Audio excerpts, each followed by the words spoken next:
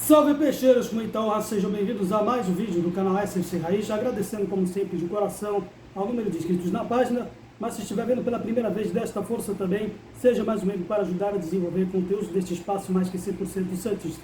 Esta é a crônica do pós-jogo de mais um jogo do Santos Futebol Clube pela 7ª rodada do Campeonato Brasileiro, fora de casa diante do Grêmio, dois adversários, dois times que estavam aí disputando uma situação desesperadora para sair do Z4.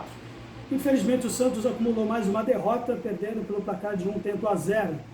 O que se pode tirar talvez de alguma lição deste jogo, que alguma coisa positiva é que ao menos teremos um intervalo de descanso, pelo menos servir como pretexto, tomara que não, alguma desculpa para que esse elenco bote a mão na cabeça do lugar para ter uma certa atitude em termos de finalizações, algo que amaldiçoa o clube que mais fez gols na história do futebol mundial e que, de uns tempos para cá, entra e sai treinador, não consegue ter a objetividade que um time grande merece e que faz realmente a diferença numa partida de todos os 90 minutos. O Kleber Xavier promoveu umas alterações em comparação com a partida da Copa do Brasil diante do CRB, a saber, por exemplo, a entrada novamente do Luizão pela lateral direita no lugar do Aderlan. Tivemos o Luan Pérez, que entrou no lugar do Gil, por exemplo. O Thomas Gincou foi o substituto do Diego Pituca pelo meio. O Tassiano e o Soteldo retornaram de lesão, vendo que o primeiro atuou mais pela ponta, embora tenha sido alguma modificação da transição entre ele e o Roleiser durante a partida, mas tendendo mais pelo lado direito, enquanto que o Baixinho voltou depois de um bom tempo aí machucado, no lugar do agora lesionado Guilherme. Sem mencionar também o David Washington, que mais uma vez ficou sem pai nem mãe, assim como o Tiquinho Soares, que depois entrou no segundo tempo. Bem, o time até pode-se dizer que ganhou uma certa superioridade na etapa inicial, e de nada adianta se a equipe não tiver objetividade. Eu pude contar no primeiro tempo, pelo menos por mim, somente na etapa inicial, 9 finalizações. Dessas 9, apenas uma que o goleiro adversário colocou com as mãos na bola. 9 finalizações, todas elas para fora. Nenhuma delas no alvo. Nenhuma delas que possa dizer que o arqueiro do Grêmio trabalhou durante a partida. E a saída de bola, que vem sendo esse problema crônico desse time do Santos hoje, até que melhorou durante o decorrer da partida. Tivemos um susto com o Zé Ivaldo, duas bolas que, embora uma posição que ele não é muito a dele em termos dessa função, deslocado mais para a esquerda, melhorou um pouco quando o Luan Pérez desempenhou essa tarefa. E ainda assim, prendendo a bola, para pelo menos conseguir sair do nosso meio do campo de defesa. Só com isso. Porém, ainda continuamos com esse problema de quando saímos com a bola, não temos alguém para puxar a marcação. E aí, muita dos erros que o Santos cometeu das duas últimas partidas, 2 lances idênticos com o Luizão, durante o jogo com a IB Bragantino e com o Gil, é a falta de posicionamento, de alguém puxar a marcação e receber a bola. E aí resultou na falha de um e de outro, nesses 2 últimos jogos. E continua tendo esse problema, embora não tenha se reproduzido hoje, que não tivemos essa falha, porém demonstra essa dificuldade que esse time tem de receber a bola no seu campo de defesa, fazer essa transição realmente funcional, fluir, que só se realmente funcionou quando tivemos o Soteldo como uma referência, do mesmo modo que eles tiveram na parte deles no mesmo lado com o Oliveira. E o Luizão, que havia tomado o cartão amarelo no primeiro tempo por falta, acabou sendo ajudado pelo Tassiano, que sim desempenhou, enquanto ele esteve em campo, algo para fazer a contenção naquele lado quando o Grêmio ia para o ataque, enquanto que na nossa parte era o Soteldo. O problema do Soteldo, todo mundo sabe, que ele prende demais a bola, ele é uma referência, mas ele demora demais para construir as jogadas, e isso se reproduz na nossa falta de finalizações. Nenhum cruzamento certo que eu tive aqui no Matheus, 4 cruzamentos que eu contei aqui, seja do Soteldo ou qualquer outro jogador aqui, nenhuma delas conseguiu acertar a cabeça do David ou lançar um lançamento de profundidade do nosso centroavante. Continuamos que mais uma vez com um atacante órfão de pai e mãe, um isolamento social. De que adianta, por exemplo, você trocar o David ou o Tiquinho ou até o Júlio Furque se a bola não chega no centroavante? time foi superior em teoria quando o Tassiano desempenhou a função de desarmar as investidas deles e conseguir construir as jogadas no contra-ataque. Essa foi, pelo menos, essa nossa vantagem em relação ao tricolor gaúcho na etapa inicial, que nós não aproveitamos justamente por esse vício. Falta de objetividade. Falta de quando é justamente a última bola que esse time não tem e que está fazendo esse time ficar na posição que merece agora. Merece porque não tem. Não sabe chutar para o alvo. É uma coisa básica.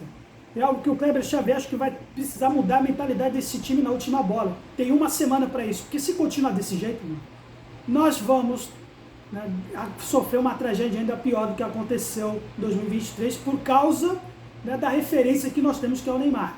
E vai ser ainda pior se não mudarmos esse estigma que esse time tem. E do segundo tempo foi pior ainda, mesmo que a gente tenha começado de superior, com as bolas em cima do Soteldo.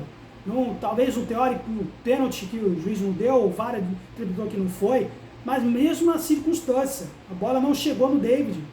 É algum jeito da gente se arrumar de a bola chegar no centroavante, cara. Seja com o David ou com o Tiquinho. Entendeu? A gente ainda tem esse problema de aproximação, né? O João Schmidt, que hoje talvez tenha uma função um pouquinho mais facilitada, né? E não aproveitou. Do outro lado está o Dodi, de péssimas lembranças daquele time que foi rebaixado em 2023. Poderia ser aquele cara que poderia fazer aquela sua aproximação quando o Santos ia para o ataque e não fez. E ajudado pelo Thomas Ginkgo, que de fato, se por um lado ele até melhorou um pouco na contenção, por outro, ele quase deu muita sorte de durar os 90 minutos sem ter sido expulso, que pelo menos 3 faltas que ele chegou atrasado e poderia ter tomado aí o segundo cartão amarelo. Porém, as substituições que se seguiram aí, eu acredito que foi mais pela parte física, porque o Escobar estava fazendo uma excelente partida na contenção daquele lado ali, acabou se depois substituído pelo Kevson. Eu acredito que foi pelo fator de físico, que é um problema ainda crônico também nesse time, que eu já falei nos outros vídeos também, para que também tivemos outras mexidas, além do próprio David, se entrou o Tiquinho, que foi um dos últimos aí, mas o que pegou mesmo foi a saída, né, quando o Tassiano foi deslocado da ponta para jogar um pouco mais deslocado para o meio. E aí que foi o diferencial desse jogo, um pequeno detalhe. Porque o Tassiano era quem estava ajudando o Luizão para conter o Oliveira. Quando o Gabriel Beltempo entrou, né, mudou-se o posicionamento. Mudou o tempo, acabou se revezando com o Tassiano naquela ponta e faltou justamente alguém para que o Oliveira, na entrada da área, recebesse sozinho e acabasse dando aí um tento decisivo que nos custou aí talvez um ponto fora de casa, que poderia ser um certo alívio para que a gente entrasse com uma moral um pouco melhor na próxima partida diante do Ceará daqui a uma semana. E pagamos por esses problemas, pequenos detalhes que talvez não são muito observados, e que eu vejo nas arquibancadas, por exemplo, quando a gente consegue construir uma jogada numa finalização, mas de que adianta você produzir alguma finalização se ela não acerta o alvo? De que adianta? Vou produzir 13 chutes a gol e apenas uma que o arqueiro do Grêmio trabalhou durante toda a partida. De que adianta essa superioridade, né, no campo de defesa adversário se a gente continua dando em círculos? Né? Nenhuma jogada em profundidade para, pelo menos, municiar o Tiquinho, o nosso centroavante, o David ou o Júlio Furque. Vamos continuar com esse problema. Vamos continuar com essa superioridade vazia.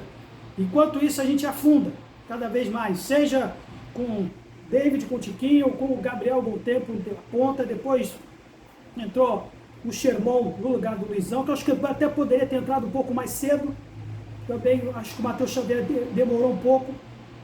Mas como a Baca já tinha ido para o brejo para correr atrás num time que não produz finalização certa, é chovendo molhado aqui. Eu venho falando isso desde que eu me entendo aqui nesse canal, até desde a época do Cuca, que se previa essa coisa. Aí veio o rebaixamento, veio a época do Carille na Série B, entramos com o Caixinha, entramos com o Kleber Xavier e continuamos com esse problema. Precisa dar um choque de mentalidade nesse time para ser um pouco mais objetivo. Sabe, o Soteldo, tudo bem, ele foi a nossa referência, porém, falando, ele precisa ser um pouco mais cuidado, pelo menos ele se posicionar nos cruzamentos, cruzar um pouco mais em vez de prender a bola, como também os nossos jogadores também. Eu também não vou dizer livrar o fato do David ficar sem pai nem mãe, o fato de Tiquinho ficar sem pai nem mãe, mas foi logo um esquema que eles possam se posicionar para receber a bola. Isso não está acontecendo. Parece que a equipe fica totalmente estática quando sai com a bola ou quando tem o próprio Soteldo do lado, o Tiquinho ou o Tassiano do outro. A gente não consegue se conectar na finalização. Isso que está prendendo esse time durante um bom tempo. E se não mudar, se não olhar esse defeito como se merece olhar, a gente vai sofrer muito nessa temporada. A gente ainda tem tempo, 7 jogos ainda. Temos tempo para olhar esse tema que o Kleber Xavier precisa olhar junto com a sua comissão técnica, que se continuar dessa maneira, vamos sofrer de novo. E não é isso que o torcedor do Santista quer. Então, é muito difícil tentar formular assim, analisar friamente sendo torcedor. Acho que agora, com essa mais uma derrota, vai vir manifestações de novo, como ocorreram no jogo, diante do CRB. A torcida tentou invadir a cabine de imprensa, e aquelas cenas lamentáveis também, com a polícia despejando gás de pimenta a toda direito. Sabe? O momento não é bom, mas são esses pequenos detalhes que fazem a diferença e que podem nos aliviar nesse momento ruim. Temos chance? Sim, temos chance, mas esse fator psicológico, eu digo assim, acho que falta confiança também em alguns jogadores, como seja o Pituca com o Schmidt, que acho que falta essa confiança deles serem um pouco mais usados como subir para o ataque. Faltou isso também, um detalhe que faltou durante a partida como um todo, que eu acho que também poderia se observar. Mas a finalização, cara, não dá para aceitar, mais uma vez, que a gente em 90 minutos ou 1 ou 2 chutes a gol que acertaram o alvo. Isso precisa mudar, senão segunda divisão à vista novamente. E pior, um camarote da família Neymar. Então, por enquanto é isso. Agradeço por ter chegado até o final. Deixe aí o seu apoio na seção de comentários também. Curta, compartilhe também, para ajudar a desenvolver esse conteúdo desse espaço de Santista para o Alvinegro Praiano. Santos sempre Santos e até a próxima semana.